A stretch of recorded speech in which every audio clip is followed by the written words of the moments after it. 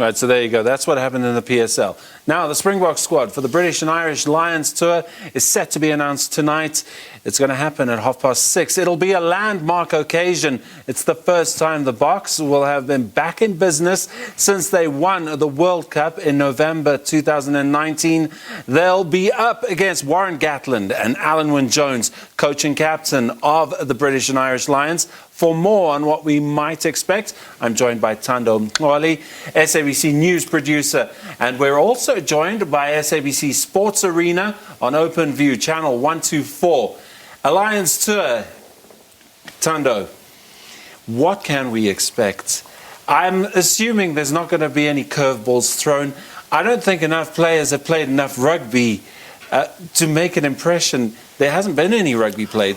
Largely, we should be getting more of the same. Our Springbok winning team has not really played since that famous night in Japan. But still, you also stick to the tried and tested guys who have performed at the highest levels. So no, there shouldn't be any big changes. But this is an extended squad, so you'll have a couple of youngsters coming in maybe for the experience of being part of a Springbok team and maybe being rewarded for their great form in the last 12 months or so.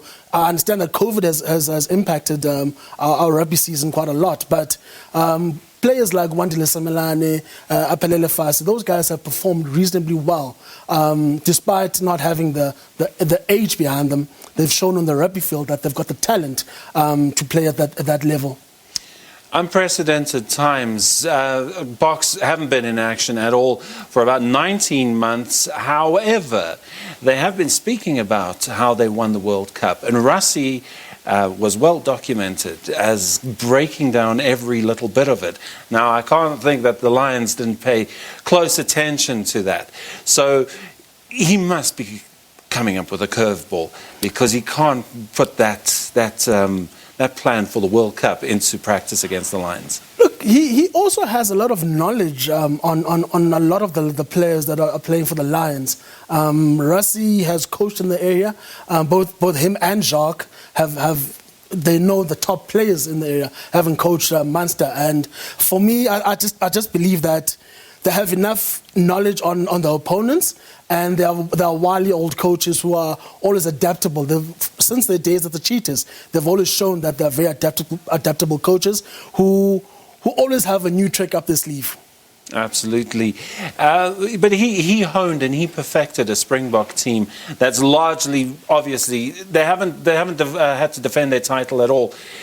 Coming up against the British and Irish Lions, and now under Jacques Nienaber, with Rassie as the director of rugby, how does that dynamic change things, if at all? I don't think it changes much. In terms of the role, those two always bounced ideas of each other. Even though Rassie was the coach, a lot of his defense and attack, he would have spoken to Jacques on how best to take on certain teams and how best to break down certain teams.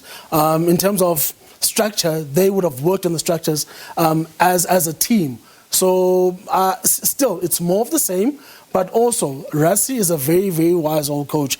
The one thing about the British Lions, though, that worries me a bit, a person like Warren Gatland he's very brave. He's shown in the past that he's not scared to make the big calls. Big coaches do that all the time. So he also is a person who'll understand exactly what he's going into. A South African Lions tour is never easy. Just the other day, I got a memory about the 2007 Lions tour when Border played basically almost a test side in East London.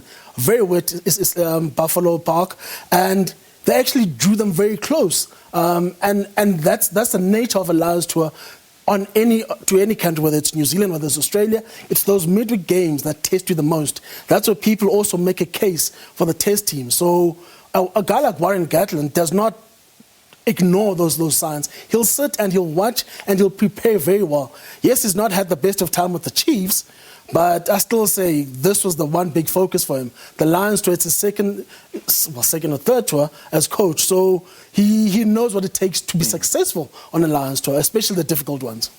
I mean, the British, they built themselves up. The English, the Welsh, the Scottish, and the Irish.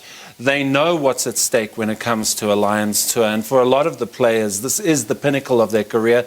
It's something that comes around for them every 4 years to get selection. For the teams they're playing against, it's a once-in-a-generation occurrence, largely speaking. So for a lot of the Springboks, this will be the only time they play them.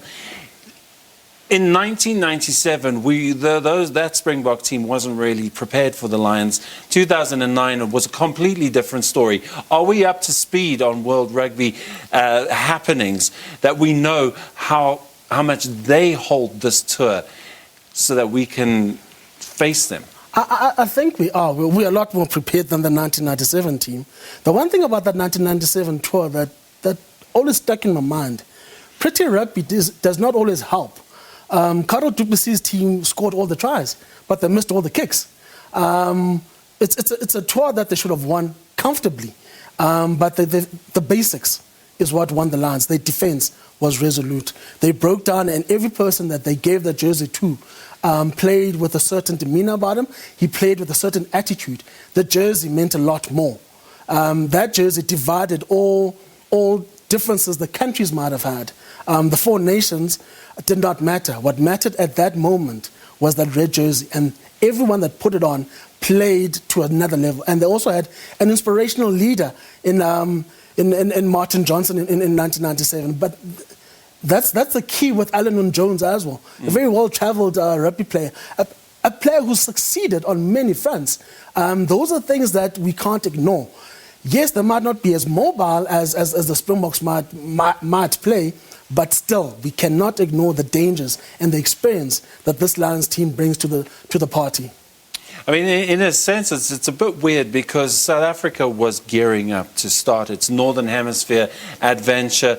We were going to get a lot of intel into what's going on in that hemisphere as when we left Super Rugby. That would be at a franchise system, and that in essence would have prepared us perfectly for the British and Irish Lions. That's not happening. So now what do we do with this?